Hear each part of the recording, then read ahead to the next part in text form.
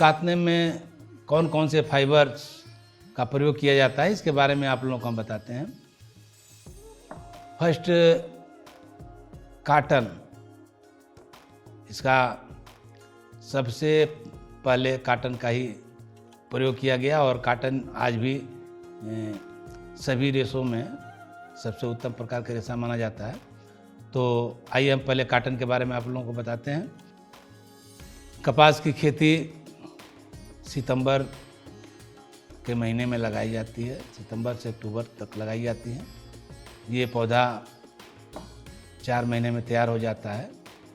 पौधे की लंबाई 3.5 फीट से 4 फीट तक होती है और कुछ पौधे बड़े भी होते हैं, लेकिन ज़्यादातर पौधे 3.5 से 4 फीट तक की लंबाई के होते हैं।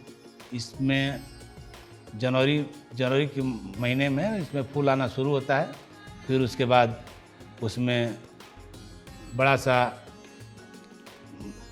उसका फल तैयार होता है। फिर जब गर्मी आती है तो फल फटने लगता है और जब फल फूट जाता है और रुई दिखने लगती है तो हम समझ जाते हैं कि कपास तैयार हो गई है। फिर उसको हम तोड़ लेते हैं, तोड़ करके फिर उसे रुई को अलग कर देते हैं। फिर बीज निकालने के लिए एक ओटनी मशीन होती है, उसमें डाल देते हैं तो बीज अलग हो जाता है, रुई अलग हो जाती है। उसके बाद उसको एक एक करके तह बना लेते हैं। फिर उसे बड़े बड़े बंडल में तब्दील करके प्रेस मशीन से उसको दबा करके फिर उसको बाइंडिंग कर लेते हैं। फिर मार्केट में बेचने के लिए ले जाते हैं। महाराष्ट्र का काटन अच्छा होता है और इसकी मंडी अलीदाबाद में लगती है, जहाँ जाने से हर प्रकार के काटन्स मिल जाते हैं, छोटे रेशे वाले, बड़े रेशे वाले, और हमको जिस काटन का आवश्यकता होती है उसको हम वहाँ से खरीदते हैं, वहाँ से उपलब्ध होता है। काटन की वैरायटी क्या होती है, काटन का कास्ट कैसे लगता है, उसके रेशे के हिसाब से काटन को हम क्वालिटी निर्धारित करते हैं। जिस काटन का रेशा ज़्यादा लंबा होता है उसका कास्ट ज़्यादा लगाते हैं और जिसका छोटा होता है उसका कास्ट कम लगाते हैं। हम मोटा सूत काटना होता है जब हमको, तो कताई में प्रयोग करने के लिए देसी पंजाब रुई आती है।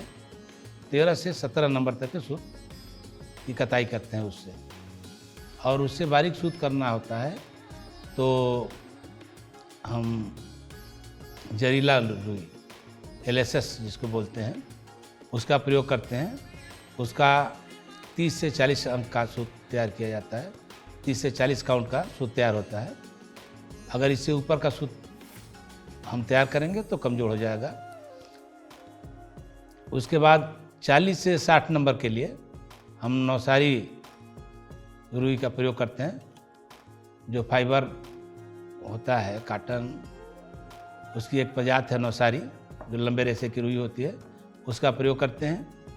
और इससे ऊपर का 60 के बाद मतलब 65, 70, 80, 100, 115, 130 नंबर तक के सूत के लिए वरलक्ष्मी, उसके रेशे बहुत लंबे लंबे होते हैं, वो वरलक्ष्मी का प्रयोग करते हैं। इस तरह से काटन का किस तरह का उपयोग हमको करना है, सूत का जिस तरह का सूत की आवश्यकता होती है उस तरह का हम काटन का प्रयोग करते हैं और अपने आवश्यकता अनुसार उसको चरखे पर लगाकर सूत की कताई कर लेते हैं। उसके बाद कपड़े की तैयारी करते हैं और कपड़े में लगाते हैं। काटन के अलावा सिल्क, सेरीकल्चर जिसको बोलते हैं, इसके लार्वा को पहले हम लैब में तैयार करते हैं और लार्वा खरीद करके लेकर के आते हैं। लार्वा को एक बॉक्स में रख देते हैं, ऊपर से जाली लगा देते हैं। इनको खाने के लिए हम शहतूत का पौधा लगाते हैं या शहतूत का पेड़ का या अर्जुन के पौधे का पत्ते को काट करके उसमें डाल देते हैं। फिर ये लार्वा धीरे धीरे धीरे खाते खाते खाते खाते खाते बड़ा, ये करीब 3 इंची का हो जाता है। और जब ये खाना बंद कर देता है तब हम समझ लेते हैं कि ये लार्वा हमारा पूरा वयस्क हो गया है। उसके बाद वो अपने ऊपर एक कवच टाइप का बनाता है और अपने रेशे को ही चारों तरफ से घेरते रहता है, अपने को ही उसको अंदर करते रहता है, ऊपर से बनाते जाता है। उसको ककून बोलते हैं और उसमें प्यूपा तैयार हो जाता है। ककून में जब प्यूपा तैयार हो जाता है और ककून पूरा भर जाता है तो उसमें बिना खाए पिए वो कुछ दिन व्यतीत रहता है। फिर बाद में प्यूपा में पंख निकल जाते हैं और पंख निकल जाने के बाद उसको काट करके वो निकल जाता है बाहर और तितली के रूप में उड़ जाता है। तो इसे रेशे कट हो जाते हैं, छोटे छोटे रेशे निकलते हैं जिससे मोटे किस्म के खादी बनाए जाते हैं, जिसे कटिया बोलते हैं। और जो अभी प्यूपा तैयार है, ककून तैयार हो गया है, तो ककून को हम एक निश्चित तापमान में उबाल लेते हैं। उबालने के बाद उसके पतले एक रेशे को पकड़ते हैं, इस तरह से 5, 6, 7 रेशे को निकाल करके एक तरह से चरखे में कताई कर लेते हैं और फिर उससे धागा तैयार कर लेते हैं। फिर उससे तैयार, जिसे पकान सिल्क बोलते हैं, उसे तैयार करके फिर उससे साड़ी, शर्ट के कपड़े, कुर्ता के कपड़े आदि बनाए जाते हैं।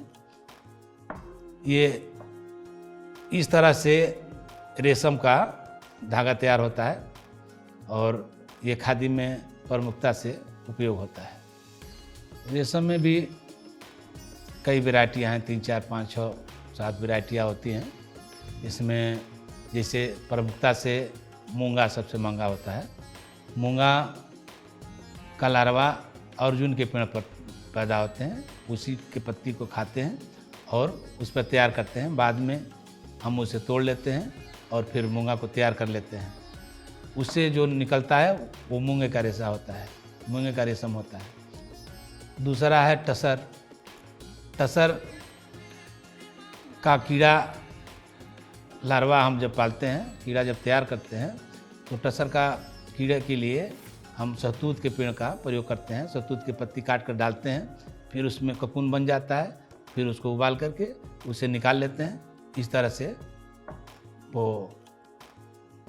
टसर का बन जाता है। इसी तरह से अरंडी मतलब रेण के पेड़ पर पत्ती खाते हैं। ये कीड़े रेण के पत्ते को काट करके डाल दिया जाता है। इनकी प्रजातियां कम होती हैं, लेकिन ये पैदावार ये कम करते हैं, लेकिन इनको रख रखाव इनका आराम से हो जाता है। इसे अरंडी यानी रेण के पत्ते को हम काट करके डाल देते हैं, फिर इसमें ककून तैयार होता है और उससे जो रेशा निकलता है, इसी में एक स्पेशल कीड़ा होता है जो कि बाहरी पाया जाता है। ये मलौरी के पेड़ पर पाया जाता है। इसका बहुत बारीक रेशा होता है। इसका ककून हम 8-10 मिला करके एक धागा बनाते हैं, तब जा कर के कपड़ा होता है। इसका सबसे बारीक कपड़ा बनता है। ये इसकी साड़ी अंगूठी के बीच से निकाली जाती है, वो इसका कपड़ा बनता है। एक कुर्ते का वजन 50 ग्राम में हो जाता है इसका, इतना बारीक धागा होता है। ये सबसे चमकीला होता है। ये प्रकाश को रिफ्लेक्ट करके दुगना चमकता है। ये सबसे ज़्यादा चमकीला होता है। वुलन फाइबर कैसे तैयार होता है इसको हम बता देते हैं। वुलन फाइबर ये इसको भेड़ बकरी के कटे हुए बाल से तैयार करते हैं। ओरिजिनल जो बाल होता है उसी का ऊल होता है।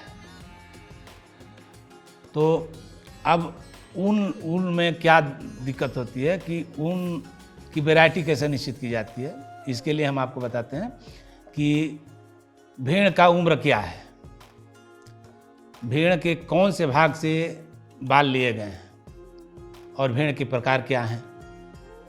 इस तरह से इसकी गुणवत्ता निश्चित की जाती है।